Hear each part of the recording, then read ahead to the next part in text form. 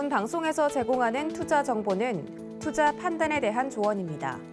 방송에서 제공하는 주식의 가치, 가격 상승 및 가격 하락에 대해서는 방송사에서 보장하지 않습니다.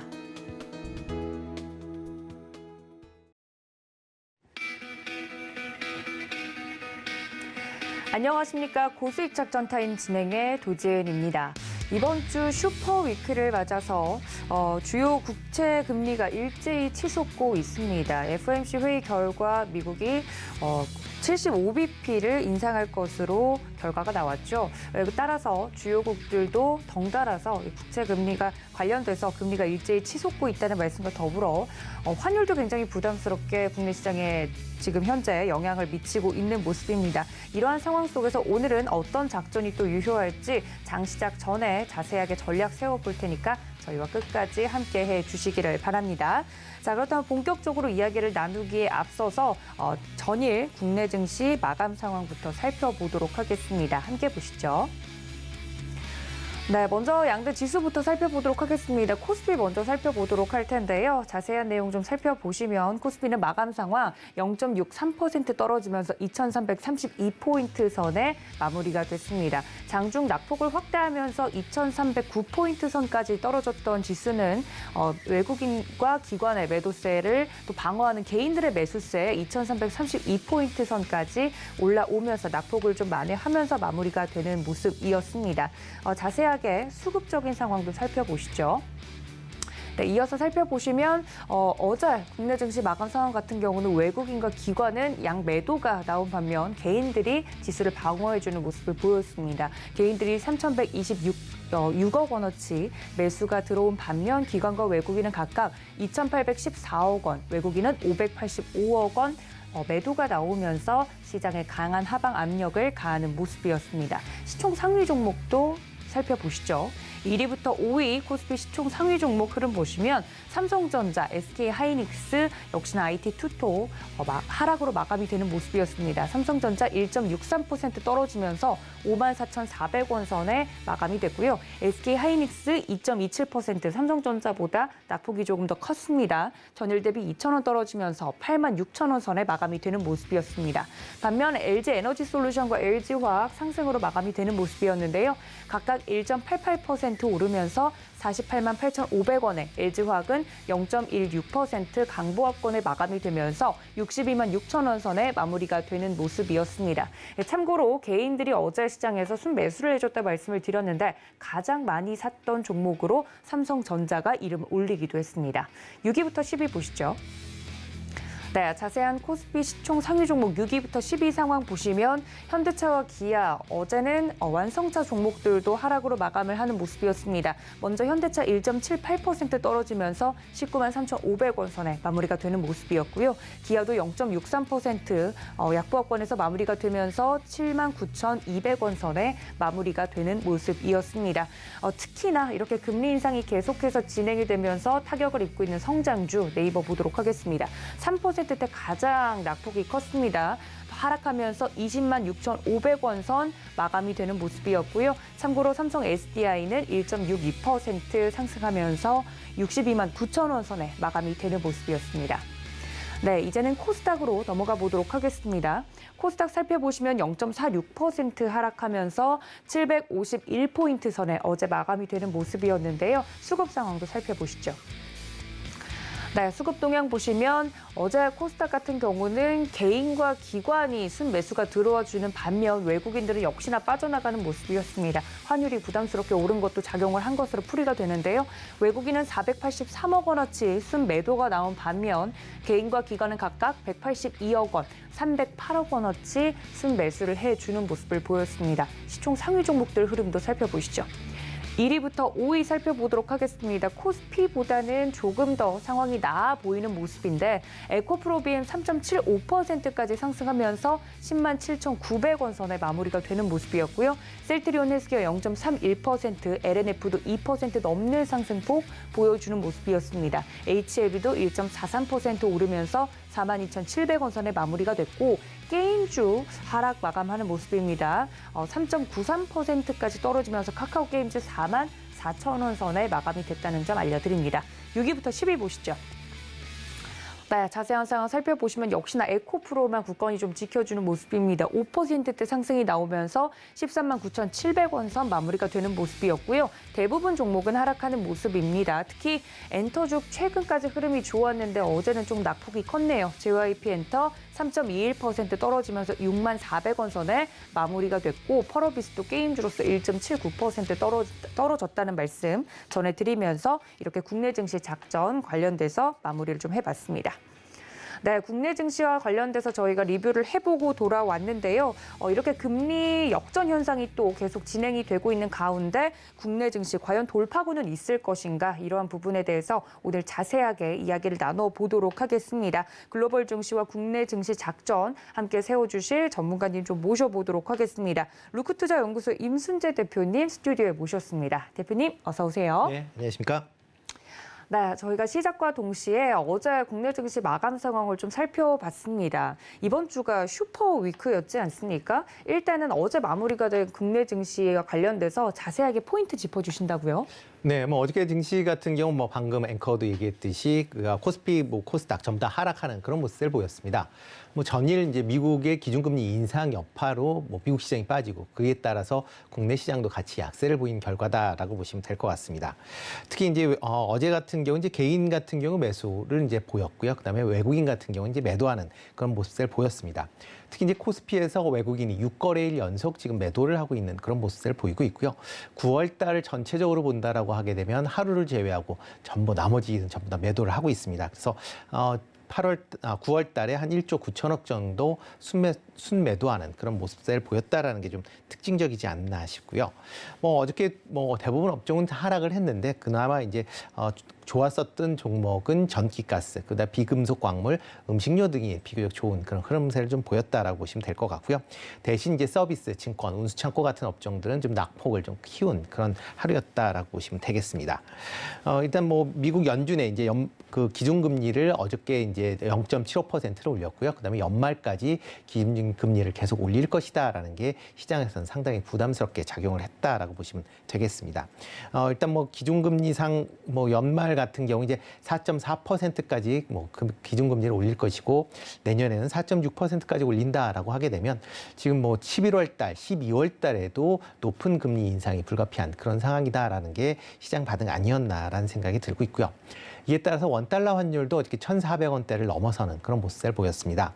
장중에 1,413원을 터치한 이후에 소폭 하락을 하면서 1,409원 70전에 마감을 했고요. 이거는 2008년도 금융위기 이후에 가장 높은 그런 기록을 했다라고 보시면 되겠습니다. 아마 이런 원달러 환율의 강세는 아마 추가적으로 더 있을 것으로 이렇게 예상이 되고 있는데요. 미국의 이제 긴축 지속으로 인해서 킹달러 현상이 지속된다라고 보시면 될 것 같고요. 아마 원달러 환율은 지금 1,450원대까지도 충분히 올라갈 수 있다라고 지금 얘기들이 많이 하고 있으니까 이 점은 외국인 투자자들의 이제 투자 방향성에 아마 중요한 영향을 미치지 않을까라는 생각을 해보고 있습니다. 어저께 종목별로 본다라고 하게 되면 어저께 러시아 푸틴 대통령 관련된 종목들이 올랐다라고 보시면 되는데요. 대표적으로 에너지 섹터가 올랐고 그다음에 곡물 사료, 음식료가 올랐다라고 보시면 되겠는데요. 특히 러시아의 이제 부분 동원령으로 인해서 국제 에너지 가격이 출렁거릴 가능성이 있다. 그다음에 곡물 수출도 상당히 제한을 받을 수 있다라는 그런 우려가 시장에 좀 반영되지 않았나라는 생각을 해보고 있습니다. 이와 더불어 미국의 IRA 법안에 대한 기대감과 에너지 수급에 대한 우려 때문에 신재생 에너지, 그다음에 2차 전지 관련주도 강한 그런 흐름세를 보였다라고 보시면 되겠습니다. 네, 자세하게 국내 증시 작전 그리고 어제 마감이 된 상황까지 좀 살펴주셨습니다. 말씀해 주셨던 것처럼 원달러 환율 1,400원 돌파해내면서 수급적으로도 부담스러운 상황이 계속되고 있고 강달러를 넘어서 킹달러 이야기 계속 나오고 있는 상황입니다. 그 안에서 개별적으로 좀 움직이고 있는 차별화 장세가 이어지고 있는 가운데 여전히 좀 강한 섹터군들도 살아있다 이야기를 해주셨습니다. 이건 제가 개인적으로 궁금한 건데요, 네. 대표님. 협의된 내용은 아니나 있지만 네. 태조 이방원 관련된 종목들에 네네. 대해서 많은 분들이 관심이 뜨거운데 네. 계속 갈까 어떨까 궁금하거든요. 그 안에서 아마 선별화되지 않을까라는 생각을 해보고 있습니다. 뭐 그 중에서 태조 같은 경우는 뭐 계속 네. 시장에 뭐 방향성이 있다라고 어제도 보시면 될 것 강했죠. 같고요. 네, 네. 그렇죠. 뭐 태양광 같은 경우는 뭐 미국 IRA 법안에 가장 큰 수혜를 본다라고 보시면 될 것 같고요. 조선 같은 경우에는 이제 원화 약세에 대한 이제 수혜를 이제 기대해 보실 수가 있을 것 같고요. 그리고 이제 최근에 이제 철광석 가격이 안정이 되면서 조선에 가장 많이 쓰이고 있는 후판 가격이 안정세를 보이고 있습니다. 그렇게 되면 뭐 원자재 가격이 안정돼 있는 그런 상황에 최근에 이제 수주하는 그 LNG선의 선가는 계속 올라가고 있는 그런 상황입니다. 전체적으로 본다라고 하게 되면 조선업종은 아마 올해까지 뭐 어려움은 한 3분기까지는 어려움이 예상이 되고 있지만 4분기 특히 이제 내년부터는 본격적인 실적 턴어라운드가 이제 가능하다라고 보시면 될 것 같습니다. 이방원 중에서는 이제 이 방까지는 괜찮을 것 같습니다. 2차 전지 관련된 부분은 뭐 장기 이제 성장성이 충분히 있는 그런 산업이다라고 보시면 될 것 같고요. 그렇기 때문에 뭐 어제 같은 경우도 뭐 2차 전지 관련돼서는 계속 매수세가 들어왔다라고 보시면 되겠습니다. 그리고 이 방산 관련돼도 뭐 국내 그 방산 기업들의 수출이 계속 좀 확대되고 있는 그런 모습입니다. 그리고 이번 주에 지금 뭐 킨텍스에서 뭐 DX 코리아 2022라는 이제 대한민국 이제 방산 전시회를 지금 실시를 하고 있는데요. 지금 한 35개국에서 한 500여 업체가 지금 참여를 하고 있습니다. 그리고 26개국 정도의 이제 국가에서 고위 이제 국방 관련된 그 인사들이 지금 참여를 하고 있을 만큼 국내 방산 기술이나 방산 제품에 대한 관심들이 크기 때문에요. 뭐 올해 계속 뭐 시장 폴란드 관련돼서 수출이 뭐 상당 부분 증가를 했는데 네. 아마 내년에도 좀 이어지지 않을까라는 생각을 해보고 있습니다. 다만 이제 원전 관련주들은 이제 조금 아직까지는 이제 그 실질적으로 그동안 이제 기대감 때문에 많이 올랐지만 실적 측면에서는 아직까지 조금 미진한 측면이 있다라고 보시면 될 것 같고요. 뭐 추가적으로 해외에서 원전을 수주한다던가 아니면 뭐 국내에서 지금 건설이 중단된 신한울 뭐 3, 4호기가 재개된다든가 하는 그런 이슈가 있을 정도에만 아마 움직이지 않을까라는 생각을 개인적으로 해보고 있습니다. 네, 이렇게 최근에 국내 시장 흐름이 좋지 않은 가운데 이 태조 이방원 관련된 종목들은 개인 투자자분들이 관심이 크기 때문에 네, 우리 대표님께서는 태조 이방원 안에서도 차별화 장세가 이어지지 않을까라고 이야기를 해봤습니다. 오르는 섹터가 몇 개 없었기 때문에 제가 추가적으로 좀 여쭈어봤습니다. 자, 그렇다면 국내 증시는 어제 이랬고 미국 증시 마감 상황으로 좀 넘어가야 될 것 같습니다. 제가 일부러 미국 증시 이제 마감 상황은 오프닝에서 쫙 뺐어요. 네, 자세하게 좀 여쭤보려고요. 역시나 미국 증시도 보면 흐름이 좋지 않습니다. 3대 지수 모두 하락으로 마감을 하는 모습이었는데 사실 제가 놀라웠던 건 75bp 모두가 예상했기 때문에 예상한 대로 나오면 좀 안도 랠리가 나오지 않을까 했는데 시장의 투자 심리가 더 얼어붙고 있어요. 네, 자세한 마감 상황 알려주신다고요? 네, 뭐 미국 3대 지수는 모두 하락을 했습니다. 장중에 좀 변동성이 특히 다우 같은 경우는 장중에 플러스로도 잠깐 나왔다가 다시 이제 하락 마감을 했는데요. 뭐 다우는 0.35% 하락을 했고 나스닥 같은 경우는 1.37%를 하락을 했습니다.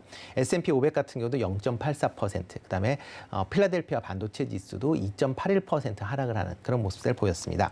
뭐 다우가 좀 전에 이제 말씀드렸듯이 플러스도 나왔는데 장중에 3만 포인트를 하회하는 그런 이제 하락속도 보였습니다. 그만큼 다우가 어저께 좀 장중에 변동폭이 좀 컸었다라고 보시면 될 것 같고요. 뭐 S&P 500 같은 경우는 뭐 다시 하락을 하면서 3,757포인트로 7월 이후에 최저 수준으로 다시 하락을 하는 그런 모습을 좀 보였습니다. 일단 기준금리 인상 폭이 확대가 됐고 그다음에 향후에 확대될 것이다라는 그런 얘기 때문에 기술주 중심의 나스닥의 하락폭이 상대적으로 좀 컸다라고 보시면 될 것 같습니다.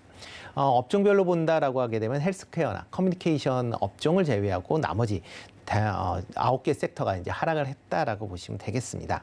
특히 이제 임의소비재, 금융, 산업재 등의 섹터의 하락률이 다른 섹터에 비해서 상대적으로 좀 큰 그런 모습을 보였다라고 보시면 되고요.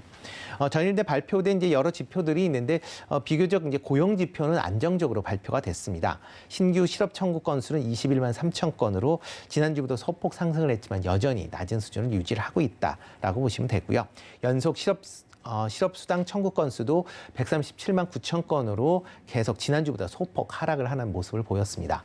그러니까 연준에서 중요하게 생각하는 고용 지표는 아직까지는 계속 좀 좋은 그런 흐름을 이어가고 있다라고 보시면 되겠고요. 최근에 이제 강달러 현상으로 인해서 미국의 2분기 경상수지가 2,511억 달러 적자로 지난 전분기보다 뭐 한 300억 달러 줄어드는 그런 모습을 보였습니다. 그만큼 이제 미국 경제 전체적으로 상당히 좀 좋은 그런 모습을 보였고요. 다만 이제 소비자 신뢰 컨퍼런스 보드에서 만드는 소비자 신뢰 지수는 소폭 하락하는 그런 모습을 좀 보였다라는 게 특징적이었습니다. 특히 이제 미국 국채 금리가 어저께 이제 큰 폭으로 상승을 했습니다. 뭐 FOMC 회의 내에서 0.75%의 기준금리를 올렸지만 향후에 연말까지 4.4%, 그다음 내년까지 4.6%에 달하는 이제 점도표 결과가 나왔기 때문에 아마 연말에 뭐 지금 2번 정도의 이제 그 FOMC 회의가 지금 예정이 되어 있는데요. 그러다 보면 그때 지금 한 125bp, 그러니까 1.25% 포인트 정도 오를 것이다라고 지금 시장에서 예측을 하고 있다라고 보시면 됩니다. 그러니까 이번에 75bp가 끝나는 게 아니라 다음 달에도 75bp 인상 가능성이 계속 대두가 되고 있기 때문에 시장에선 그만큼 불안감이 더 확대되고 있는 그런 상황이다. 그래서 주가나 채권 금리가 계속 좀 불안한 그런 모습을 보이고 있다라고 보시면 되겠는데요. 10년물 국채 금리는 어저께 3.7%를 기록을 했습니다. 2011년 이후에 최고치를 기록을 했고요. 전일 대비 19bp를 올라갈 만큼 큰 폭의 상승세를 보였고요.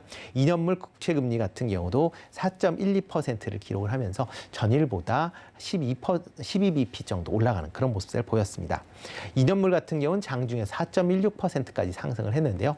이는 2007년도 11월 이후에 가장 높은 금리 수준이다라고 보시면 되겠습니다. 이에 따라서 패드워치, 그러니까 CME에 있는 패드워치, 그러니까 보통 이제 FOMC에서 얼마만큼 금리를 올릴 것인가를 이제 확률적으로 나타내는 그런 이제 사이트인데요.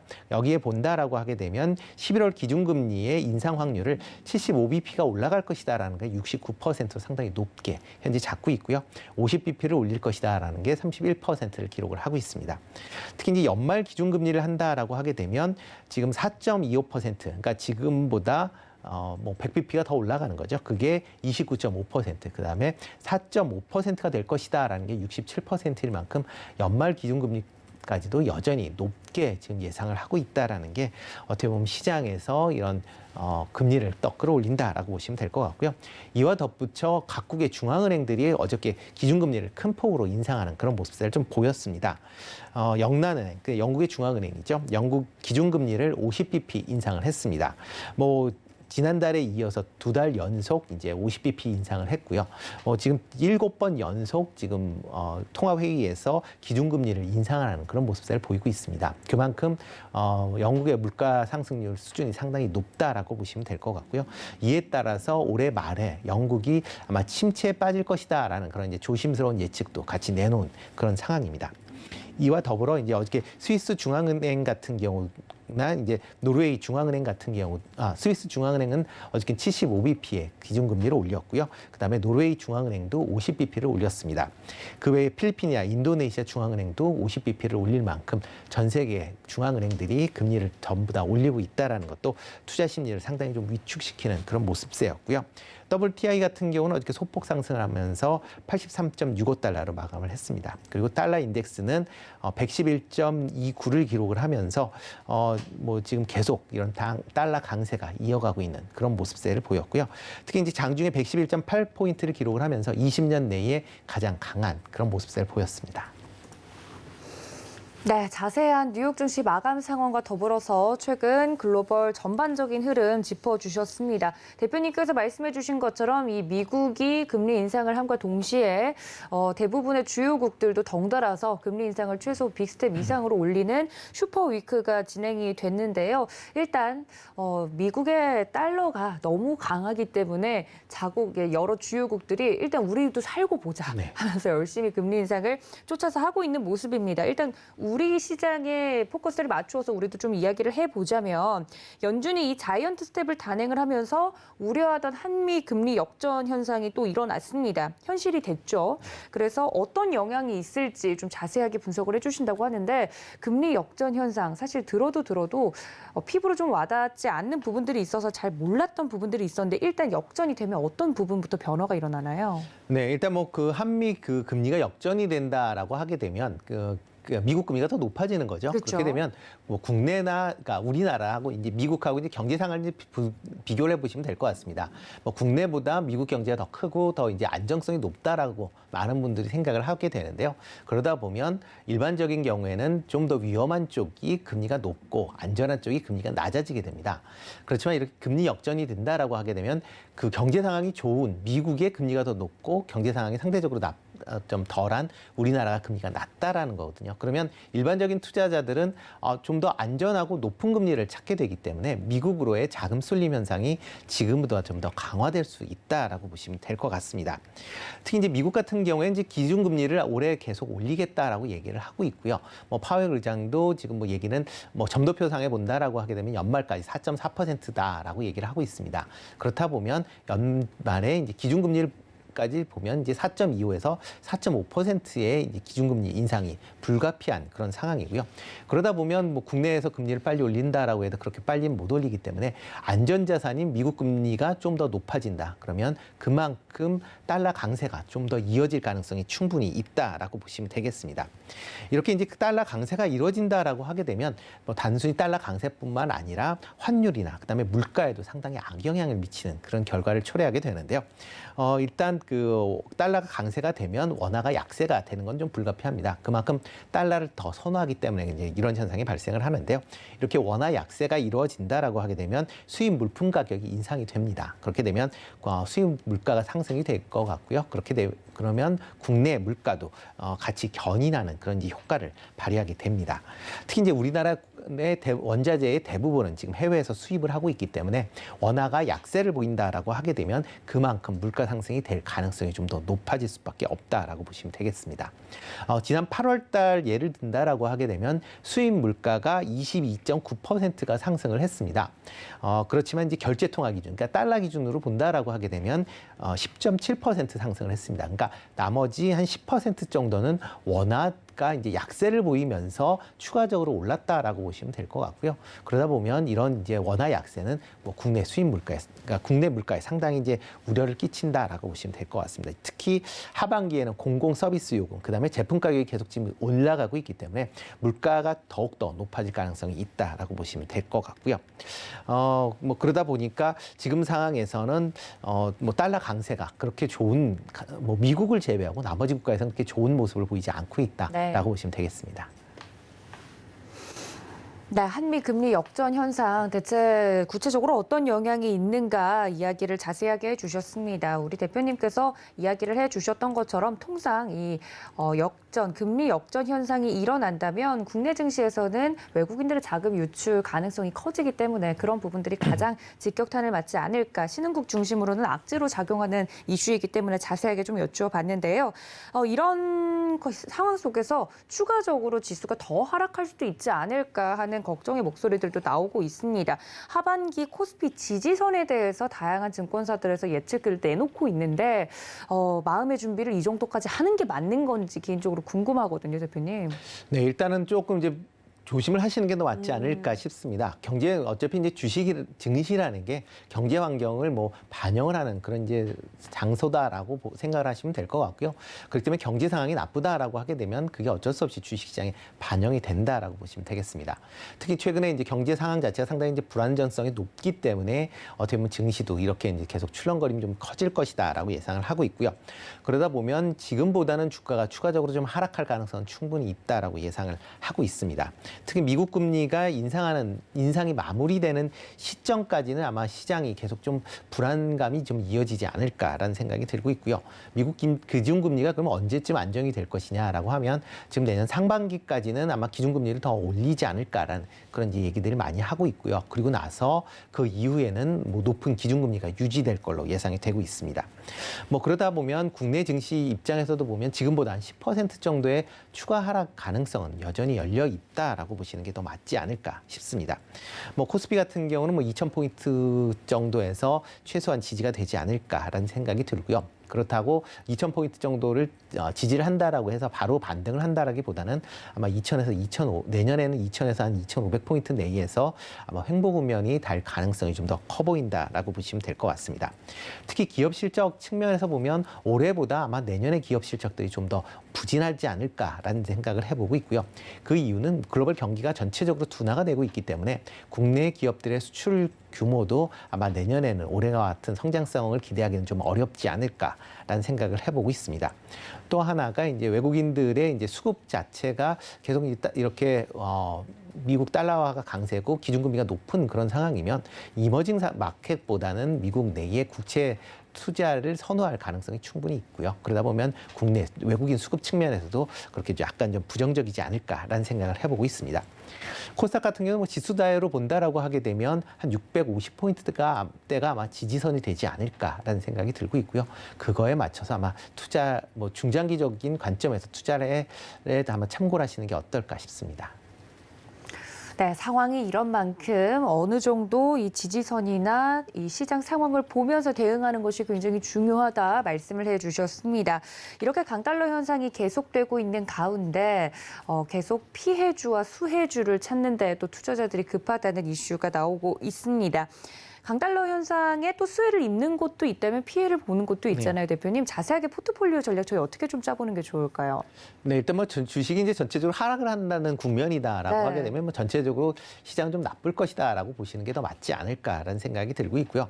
물론 이제 개별 이슈에 따라서 개별 종목들이 움직인다라고는 하지만 일단 시장이 좀 안정되는 시점에서 투자의 선택을 하시는 게 좀 더 낫지 않을까라는 생각을 해보고 있습니다. 뭐 하락 국면이다라고 해도 뭐 7월, 8월처럼 뭐 베어마켓 랠리가 다시 뭐 가능성은 충분히 있다라고 보시지만 일단 그거보다 뭐 그렇지만 그거에 너무 뭐 집중을 해서 이제 투자를 하시는 것보다는 조금 안정적인 그런 그러니까 바닥권을 다진 후에 아마 투자하셔도 늦지 않을까라는 생각을 개인적으로 해보고 있습니다. 그렇지만 뭐 투자를 하시겠다라는 그런 이제 분들이 많고 하기 때문에 그렇게 된다라고 하게 되면 정책 모멘텀이 있는 종목 중심으로 아마 투자를 하시는 게 어떨까라는 생각을 해보고 있고요. 일단 정책 모멘텀 관련돼서 뭐 가장 첫 번째가 이제 미래 산업 관련된 분야가 아닌가라는 생각이 들고 있습니다. 뭐 신재생에너지 관련 부분은 여전히 관심을 가지셔야 되고요. 특히 뭐 우리나라에서도 이제 아리백에 관련된 이제 그 가입을 하겠다는 기업들이 늘 증가할수록 신재생에너지에 대한 수요가 증가할 수밖에 없습니다. 그렇게 되면 국내의 신재생에너지 관련주도 태양광이나 풍력, 그다음에 수소연료전지 관련된 기업군들은 계속 관심을 가지실 필요가 있고요. 그다음에 국내 기업의 경쟁력이 높은 그런 산업군에도 여전히 관심을 가지시는 게 좋을 것 같습니다. 대표적으로 뭐 2차 전지 같은 경우엔 뭐 장기적인 성장성이 기대되고 있고요. 국내에 뭐 3원계 배터리 관련된 뭐 기술력이 타국가에 비해서 상당히 월등하기 때문에 아마 계속 성장세는 이어갈 것이다라고 생각이 되고요. 또 하나가 이제 조선업종입니다. 조선업종 같은 경우도 뭐 수주 지속, 그다음에 원화 약세에 따른 수혜가 계속 얘기가 되면서 내년에 턴어라운드가 예상이 되고 있는 그런 상황입니다. 또 하나가 이제 원자재의 가격을 제품 가격에 반영할 수 있는 그런 이제 기업들에 좀 관심을 가지시는 게 어떨까 싶고요. 뭐 대표적으로 뭐 음식료 관련된 업체들이다라고 보시면 되겠습니다.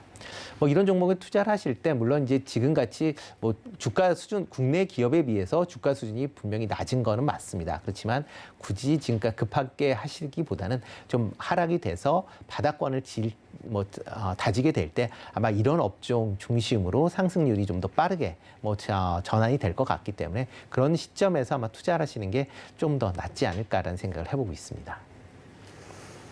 네, 대표님께서 말씀을 해주신 것처럼 지금 증시 전반적으로 어려운 가운데 그 안에서도 좀 돌파구를 찾자면 수혜주와 피해주 나누어 볼 수 있을 것 같습니다. 포트폴리오 구성 전략에 대해서 좀 말씀을 자세히 해드렸으니까 참고 부탁드리고요.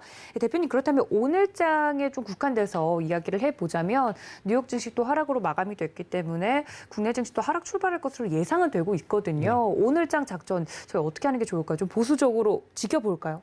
네, 일단 뭐 지켜보시는 게 좀 맞지 않을까라는 생각이 드는데요. 일단 어제도 그렇지만 시장 이제 코스피 같은 경우 2,300포인트 가까이 이제 접근을 하면서 저가 매수세가 유입이 됐습니다. 아마 오늘도 그런 거와 비슷하게 낙폭이 커진다라고 하게 되면 저가 매수가 유입이 되지 않을까라는 생각을 들고 있고요. 아마 2,300포인트는 아마 이번 주는 좀 지지를 하지 않을까라는 생각을 개인적으로 해보고 있습니다.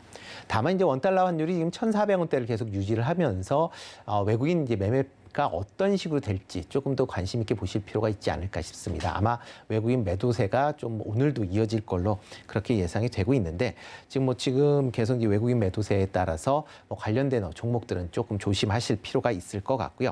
그리고 이제 정책 변화 이슈에 대한 아마 이 관련된 종목들은 여전히 시장에서 좀 관심을 가지실 필요가 있지 않을까 싶고요. 아마 오늘 같은 경우는 일본이 10월 11일부터 개별 입국을 허용할 것이다라는 그런 이제 뉴스가 나왔습니다. 그렇다라고 하게 되면 여행 관련주인 LCC나 아니면 여행사, 면세점, 카지노주가 상대적으로 조금 좋은 그런 주가 흐름을 보일 수 있다라고 보여지고요. 그리고 국내 같은 경우도 지금 실외 마스크 해제 관련된 내용이 아마 오늘 발표가 될 걸로 예상이 되고 있습니다. 네. 그러면 화장품 관련주 쪽으로도 조금 움직임이 있지 않을까. 그리고 IRA 관련된 기대감 때문에 신재생에너지나 2차 전지 관련주들은 오늘도 여전히 관심을 가지셔야 되지 않을까라는 생각을 해보고 있습니다. 네, 오늘장 작전까지 이렇게 자세하게 세워드렸습니다. 여러분들 이 점까지 모두 참고해 보시면 좋을 것 같습니다. 지금까지 루크투자연구소 임순재 대표님과 함께했습니다. 대표님 고맙습니다. 네, 고맙습니다. 네, 이어서 자세한 이슈 분석 시간 가져와 보도록 하겠습니다. 주식회사 플라토의 김덕호 대표 전화로 연결되어 있습니다. 대표님 안녕하십니까? 네, 반갑습니다. 네, 반갑습니다. 첫 번째 이슈부터 좀 짚어보도록 하겠습니다. 앞서서 이야기가 나왔던 것 중 원달러 환율 1,400원이 넘게 치솟으면서 국내 증시에도 이 경기 침체에 대한 우려감이 커져가고 있는데요. 달러 쇼크, 에세 공포가 실현이 될까 이 스태그플레이션 공포에 대한 이야기가 나오고 있다고 합니다. 자세한 이슈 분석 부탁드릴게요.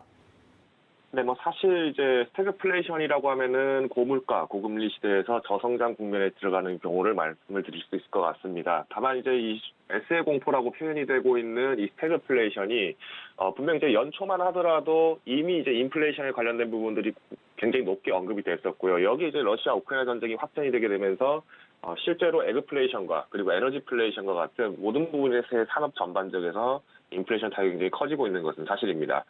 여기에 이제 FMC도 마찬가지로 이런 높게 상승을 하고 있는 인플레이션을 추격하기 위해서 어떻게 보면은 강한 금리 인상 기조를 계속 꾸준하게 3회 연속 진행을 하고 있는 상황이고요. 마찬가지로 최근에 있었던 바로 어제죠. FMC에서도 75bp를 인상을 하게 되면서 전례 없던 금리 인상폭을 높이고 있다는 것이 가장 큰 특징이었습니다.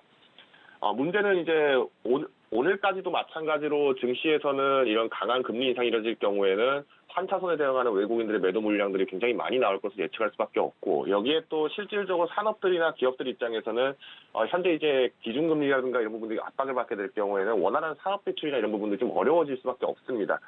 결국은 이제 은행에서도 마찬가지, 각국 중앙은행들이 가장 우려하는 부분들은 아무리 돈을 퍼주더라도 결국은 기업들 자체가 실효성을 얻어가지 못하게 될 경우에는 오히려 이제 기업들에게 발목을 잡게 되는 부담이 되다 보니까 금리 인상을 하는 데 있어서 현재 한은 측에서도 굉장히 고려를 많이 하고 있는 것으로 해석을 하고 있습니다.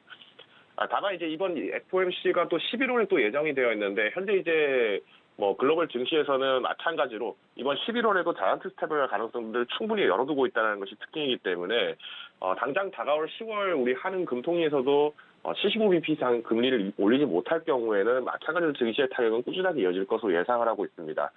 이미 이 부분들이 선 반영됐다라고 좀 알 수 있다는 부분들은 아무래도 이제 영란은행이라든가 스위스은행과 같이 기존에 마이너스 금리를 채택을 했던 많은 유럽 지역의 중앙은행들이 지금 금리를 굉장히 꾸준하게 올리고 있는 상황을 알 수 있을 것 같고요. 특히 영랑은행 같은 경우에는 50bp 인상을 또 진행을 하게 되면서 지난 2008년 이후에 최고 수준으로 또 금리를 인상한 바가 있습니다. 이는 이제 과거에 리먼 브라더스 사태 직후에 또 마찬가지로 이 금리 영향들을 굉장히 많이 봤다는 부분을 볼 수 있는데, 문제점은 이제 실제로 이렇게 경기 침체에 들어가기 직전의 국면에 나타나는 현상 중 하나가 금리 인상을 굉장히 강하게 올릴 수밖에 없다라는 거죠. 즉 물가를 잡기 위해서 금리를 올리는 과정 속에서 실질적인 기업의 타격이 굉장히 커질 수밖에 없고요. 그렇게 되면은 결국은 고용에 대한 부분들의 불안정으로 다시 이어질 수밖에 없습니다. 대표적인 예로 2020년도에 IT 기업들에 대한 붐이 굉장히 활성화됐었고, 개발자 연봉에 대한 부분들이 굉장히 높게 평가가 되게 되면서 실제 대한민국 안에서도 코딩 학원이라든가 이런 사업들이 굉장히 많이 커질 수밖에 없었는데, 아이러니하게도 이번에 테슬라 같은 경우에도 자율주행에 관련되어 있는 개발자진들을 대거 해고를 한다든가, 아니면 넷플릭스와 같이 실제 운영팀들을 대거 이제 인사 이동을 한다든가 구조조정을 한다는 부분들이 굉장히 특징입니다. 즉 이 말씀은 현재 이제 국면은 마찬가지로 물가 상승으로 인해서 또 추가적으로 금리 인상으로 인해서 개인 소비자들의 지출력, 즉 이제 구매력이 많이 감퇴하고 있는 국면이기 때문에 기업에서는 비싼 돈 들여서 제품을 만들더라도 매출 자체가 꾸준하게 나오지 못한다는 것이 지금 장기적인 전망입니다. 때문에 이제 미국 증시 내에서도 마찬가지로 비관론이 굉장히 크게 일구어지고 있는 상황이고요. 특히 이제 심리 지표 같은 경우에는 지난 2009년 이후에도 최고 수준으로 지금 잡히고 있습니다. 물론 이제 많은 분들께서 가장 우려를 하시는 분들이 강달러 현상이다 보니까 실제로 이제 달러 인덱스 같은 경우에도 지금 111포인트를 지금 이미 돌파를 한 상황이고요. 특히 이제 국내 같은 경우에는 1,400원을 이미 돌파를 한 상황이기 때문에 단기간 내에 이제 통화 스와프가 선제적으로 조치가 되지 못할 경우에는 1,500원까지의 환율 상승도 충분히 열어놔야 된다는 가능성을 높이고 있는 상황입니다. 때문에 이제 우리가 스태그플레이션을 대비를 한다는 부분들은 두 가지 초점을 볼 수 있고요. 먼저는 이제 인플레이션 관련 부분이라면은 현재 러시아 우크라이나 전쟁에서의 빠른 종식이 가장 큰 관건이 될 것 같습니다. 다만 이제 러시아가 마찬가지로 군 동원을 또 진행을 하고 있는 상황이기 때문에 조금 단기적으로 해석은 좀 어려울 수도 있다는 부분이 좀 문제점이고요. 결국은 이제 환율의 상승에 대한 부분들에서 조속하게 현행 정부가 과연 미국하고 어떤 스와프 체결을 하게 될 것인지, 또 우리 국내뿐만 아니라 이제 우리 이제 대한민국과 이제 미국 간에서의 어떤 달러 스와프뿐만 아니라 각국에서의 스와프 현황을 통해서 결국은 이제 환율 안정화가 이루어지는 부분들이 가장 초점일 것 같습니다. 네, 스태그플레이션 공포에 대해서 자세하게 이야기를 해주셨습니다.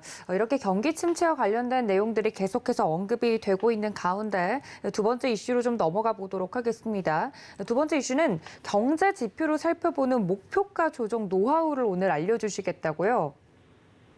네, 그렇습니다. 최근에 이제 글로벌 IB들이 목표가를 계속 꾸준하게 하향 조정을 하는 부분에 대해서 조금 소개를 드리고자 합니다. 우선은 이제 앞서서 말씀드렸던 부분에서 기준금리와 그리고 이제 소비자 물가 부분 두 가지의 영향을 좀 살펴보시면 좋을 것 같은데요. 특히 이제 소비자 물가 같은 경우에는 전년 대비 기준으로 했을 때 지난 6월에 이제 8.9%까지 상승을 하다가 지금 최근에는 일부 이제 후퇴를 하는 모습으로 나타나고 있습니다. 다만 여전히 이제 소비자 물가 같은 경우는 8%가 넘는 수준에서의 굉장히 높은 어떤 전년 대비 비율을 나타내고 있기 때문에 굉장히 극심한 타격이 이어지고 있다는 것은 분명하고요. 오히려 이제 기준금리 같은 경우에 지난 5월 이후부터 본격적으로 금리 인상을 하기 시작하면서 이제는 2.5%까지 또 상승을 한 바 있습니다. 다만 이제 이렇게 CPI 지수와 그리고 이제 기준금리 간의 그 격차가 굉장히 크게 나타날 경우에는요, 과거에 이제 석유 파동 때, 즉 이처럼 에너지 가격의 갑작스러운 폭등, 즉 이제 외교적 문제와 그리고 지리적 환경, 그리고 에너지 가격에 대한 부분의 폭등이 나타난 이후에는 경기 침체로 들어가는 국면들이 굉장히 많았습니다. 그러다 보니까 실질적으로 현재 목표가들을 굉장히 급락을 많이 하는, 급격하게 조정을 하는 기업들이 많이 나타나고 있는데, 대표적인 기업들은 아무래도 이제 기존에는 IT 기업들을 중심으로 해서 목표가 조정이 굉장히 많이 나왔습니다만은 최근 들어서는 일반 제조업종에도 마찬가지로 이런 현상들이 나타나고 있습니다. 이 부분들을 알 수 있는 것은 저희가 지난 미국의 기준금리가 만일 4에서 5%까지 상승을 하게 될 전망이면은 이때 당시 PCE 지수 같은 이제 개인 소비 지출도 현실적으로는 이제 4%대의 물가를 안정적으로 잡아야 됩니다. 하지만 이제 말씀드린 것처럼 연말까지 이제 PC 지수가 실질적으로 5%대까지 내려가지 못하게 될 경우에는 마찬가지로 연준에서는 기준금리를 급격하게 올릴 수밖에 없고요. 실제로 이렇게 에너지 가격이 폭등한 상황 속에서 금리를 급격하게 올리고 난 다음에 경기 침체 국면이 이뤄지게 되면서 가격이 빠지게 됩니다. 즉 어떻게 보면은 이제 금리로 잡는 것이 아니라 결국은 시장에서 수요가 급감하게 됨에 따라서 결국은 가격이 떨어지게 된다는 원리가 되기 때문에 기업 입장에서는 현재 가장 큰 관건은 결국 소비자 물가보다도 금리 인상에 따른 어떤 소비적 감세를 가장 초점을 놓고 있습니다. 물론 이제 소비자 물가가 계속 올라가는 부분들 속에서 가장 큰 영향을 준 부분들은 PCE 지수라고 볼 수 있는데, 이제 PCE 지수 같은 경우에도 한 번 더 소개드리자면은 우리가 이제 에너지 가격과 식료품 가격을 뺀 PCE 지수, 코어 PCE 같은 경우에는 4.5% 수준입니다. 다만 이제 여전히 에너지 가격과 식료품 가격을 포함하게 되면은 지난 7월 그리고 8월에 발표했던 자료들에 근거하면은 8%가량의 높은 수준을 발표하고 있기 때문에 아직까지는 인플레이션을 완전히 탈피했다라고 보기엔 좀 어려울 것 같습니다. 더불어서 이제 고용비용 지수라고 하는 이제 고용비용 지수라고 이제 통칭이 이끌어지는 ECI 지수도 한번 살펴보시면 좋을 것 같은데요. ECI 지수 같은 경우에는 이제 우리가 흔히 말하는 임금을 지불해야 되는 이제 고용 대상자들에 대해 기부함으로 해서 비용들이 얼마나 드는지에 대한 부분들을 나타내고 있습니다. 다만 이제 최근 이제 지난 2분기 당시에는 전년 대비 5.6%에서 5.7%까지도 이렇게 상승을 한 바가 있는데요. 과거 이제 2007년도 리먼 브라더 사태가 터지기 직전까지의 초강세장이 나타났을 당시에 ECI 지수 같은 경우에는 3.4%밖에 되지 않았습니다. 즉 이 말씀은 지금 이제 단기간에서 현재 경기 상황이 좋지 않음에도 불구하고 임금 지수가 굉장히 많이 높게 올라가고 있기 때문에 기업들에서는 PPI 지수가 계속 올라갈 수밖에 없다라는 겁니다. 즉 이제 생산 비용 그리고 원자재, 인건비, 운송 비용 같은 부분들이 전반적으로 모두 상승을 한 바가 있기 때문에 현재 기업에서 실질적으로 매출을 발생을 시키더라도 오히려 순이익면으로 직결됐을 때는 10%에서 15%까지도 더 하회할 것으로 지금 전망을 하고 있는 상황입니다. 이 부분들을 이제 조금 더 긴 호흡으로 좀 살펴보실 수 있다면은 이제 GDP와 실질 GDP를 한번 살펴보시면 좋을 것 같습니다. 미국의 2분기 실질 GDP 같은 경우, 2분기 GDP 같은 경우에는 9.4%로 지금 발표가 되었습니다만은 실질 GDP 같은 경우에는 1.7%밖에 집계가 되지 않았습니다. 이 말씀은 이제 과거 인플레이션에 대한 개수를 어느 정도 조정을 해서 발표를 했을 때 오히려 이제 현재 매출 자체가 2분기 내에서의 실질적인 매출 자체가 굉장히 높게 나타났다 하더라도 순이익 부분에서는 오히려 감퇴가 굉장히 크다라는 부분입니다. 즉 이처럼 이제 기업 마진이 굉장히 많이 떨어지고 있는 상황이고 오히려 이제 7.7% 수준까지 이제 실질 GDP와 이제 GDP 사이의 격차가 커지게 된다는 것은 특히 기업들 입장에서 마찬가지로 순이익 감퇴뿐만 아니라 현재는 이제 부담에 이제 넘어갈 수 있는 국면이다라고 좀 말씀드릴 것 같습니다. 최근에 이제 10년물 미국 국채금리랑 2년물 국채금리까지도 장단기 금리 역전 현상이 나타나게 되면서 이제 증시 전반적으로 경제학자분들은 이제 향후 1년에서 길면은 1년 반 이내에 경기 침체 가능성이 높다라고 부분을 언급하고 있는 상황이기 때문에 우선은 이제 지수 자체를 대응을 하시기보다는 지금 기존에 가지고 있었던 포트폴리오에서 종목 대응으로 중심을 접근하실 수밖에 없다는 점이 특징이고요. 특히 종목 대응에서는 단일 종목에 대한 비중들을 과감하게 좁히셔야 될 것 같습니다. 특히 이제 시장에서는 정정드리겠습니다. 이제 단일 비중에 대한 부분, 종목에 대한 부분들을 조정에 굉장히 집중을 하셔야 된다고 좀 말씀드리고 싶고요. 물론 이제 패닉셀 자체를 권유드린다기보다는 오히려 패닉셀보다는 조금 더 침착하게 대응하실 필요가 있습니다. 앞서서도 이제 전문가분께서 말씀하신 것처럼 현재 이제 종목별 순환이 굉장히 좀 빨라질 수밖에 없는 국면이고요. 이렇게 됐을 때는 저희가 목표가를 조정을 하더라도 이제 이슈 자체를 발표했던 시기가 언젠지를 추적을 하셔야 됩니다. 특히 이제 오랫동안 종목에 붙들려 계신 분들 같은 경우 이런 경우에는 사실상 주가 타격이 굉장히 커질 수밖에 없는 상황이기 때문에 주요 이벤트들을 좀 살펴보시는 게 좋을 것 같고요. 특히 이제 주요 이벤트가 발표될 당시에 앞서서 소개드렸던 주요 경제 지표들과 함께 연계하셔서 보신다면은 목표가 조정을 하시는데 굉장히 유용할 것으로 해석을 하고 있습니다. 네, 지금까지 주식회사 플래처의 김덕호 대표와 함께했습니다. 대표님 고맙습니다. 네, 감사합니다.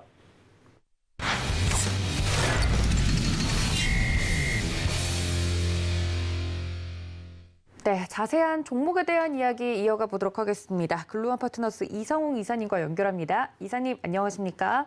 네, 안녕하세요. 네, 첫 번째 이슈부터 짚어볼 텐데요. 지금 지수가 2,300대 초반에서 움직이고 있습니다. 지수 흐름과 더불어서 시장 포인트 짚어주신다고요? 네, 시장이 아무래도 좀 변동성이 커지는 구간이기도 하고 일반적으로 이 조정을 보이는 장 안에서도 강한 업종, 약한 업종 이런 업종들이 부각이 되는데 지금은 더욱 차별화가 되는 현상이 나타나고 있습니다. 그렇다 보니 신고가, 신저가에 대한 업종의 구분이 필요하겠고요. 업종의 주가 흐름들을 시장의 흐름에 대입해서 보면 지금은 IT주 같은 경우는 변동이 아래로 좀 커져 있고 나머지 태양광 업종 그다음에 여기에 연결해서 방산 이러한 업종들 같은 경우는 시장 대비해서 아직 주가가 강한 현상이 나타나고 있습니다. 하지만 2300대 초반을 깨고 내려가는 흐름, 전 저점을 테스트하는 구간에서는 주가가 떠 있는 업종 내 종목 같은 경우도 함께 조정이 나올 수 있다는 점에서 절대 주가 같은 경우가 올라 있는 종목들 같은 경우는 추격 매수하기보다는 주가의 흐름들을 체크를 할 필요가 있다는 점을 말씀드리겠고요. 당장 오늘 급하게 매수를 안 하더라도 종목들 같은 경우는 원하는 가격대를 정해놓고 접근을 할 필요가 있는 점, 그 다음에 접근한 가격에서도 손절에 대한 가격대를 좀 타이트하게 잡고 접근을 하는 게 낫다는 점을 말씀드리겠습니다. 이 손절에 대해서 좀 구체적으로 계속 타이트하게 언급드리는 이유는 시장의 변동성이 유례 없이 큰 상황입니다. 이 변동성이라고 하면은 장중에도 종목 같은 경우가 한 10% 외로도 충분히 좀 떨어질 수 있는 요인을 가지고 있는 시장이기 때문에 부분을 말씀을 드리는 거고요. 그러면 이 손절 같은 경우를 잡는 부분을 딱 특정 가격대보다는 매수를 했을 때 이 가격 대비해서 퍼센트를 정해놓고 접근을 하는 것도 하나의 방법이라고 말씀드릴 수 있겠습니다. 그러면 이러한 시장의 변동성 안에서 업종도 차별화되고 그다음에 절대 주가도 빠질 수 있는 요인을 갖추고 있는 그러한 다양한 업종들이 존재를 하는데 매매를 대입을 했을 때 접근할 만한 업종이나 종목 같은 경우는 첫 번째로는 좀 시장 변동성 대비해서 변동성이 적은 업종 종목, 그다음에 두 번째로는 수급적으로 기관이라든지 외국인 이탈이 뚜렷하게 나타나기보다는 유입되는 종목군 이쪽으로 살펴볼 필요가 있다는 점에서 종목을 연결해서 말씀드리겠습니다. 네, 이렇게 시장에서 종목을 대응할 수 있는 방법 정리를 해드렸는데 그럼 어떤 종목을 해당 방법으로 좀 접근해 볼까요? 네, 종목은 삼성중공업을 말씀드리겠습니다. 삼성중공업은 외국계 리포트를 통해서 좀 헤지펀드 성향의 매매 대응을 언급을 했었고 삼성중공업은 바이, 즉 매수에 대한 리포트가 나왔었는데요.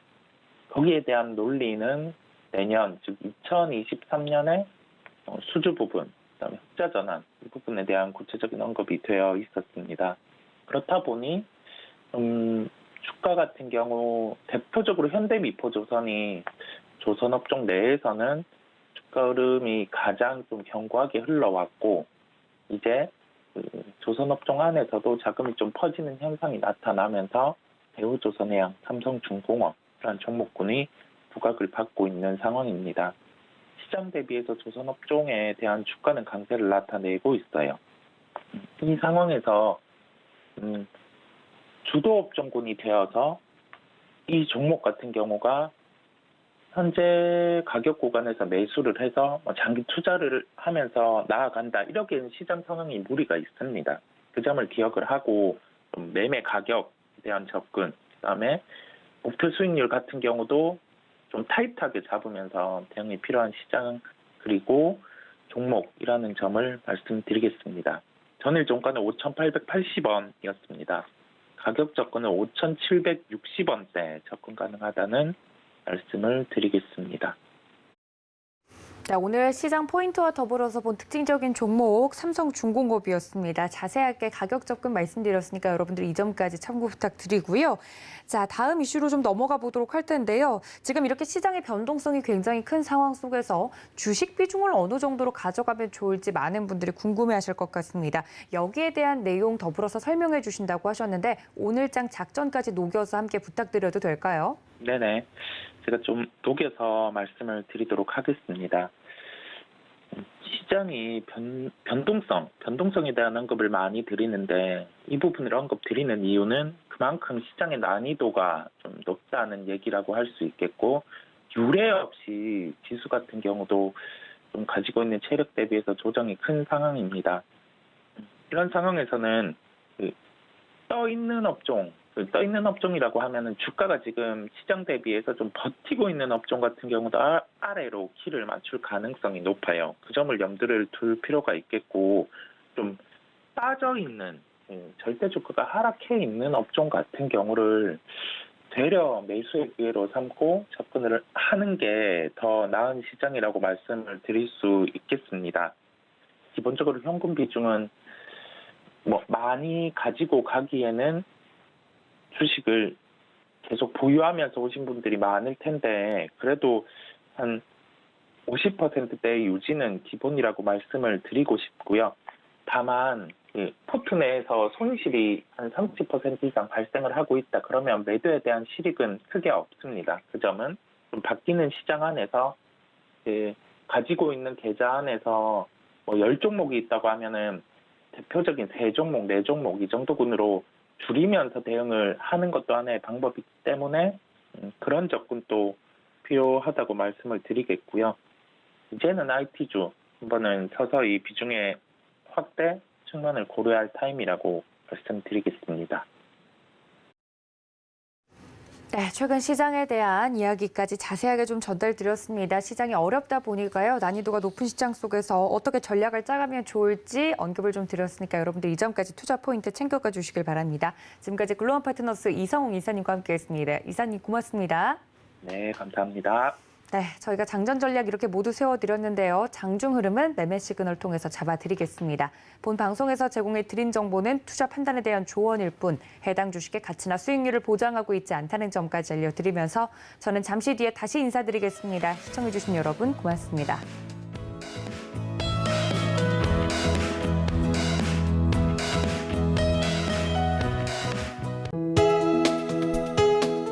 본 방송에서 제공하는 투자 정보는 투자 판단에 대한 조언입니다.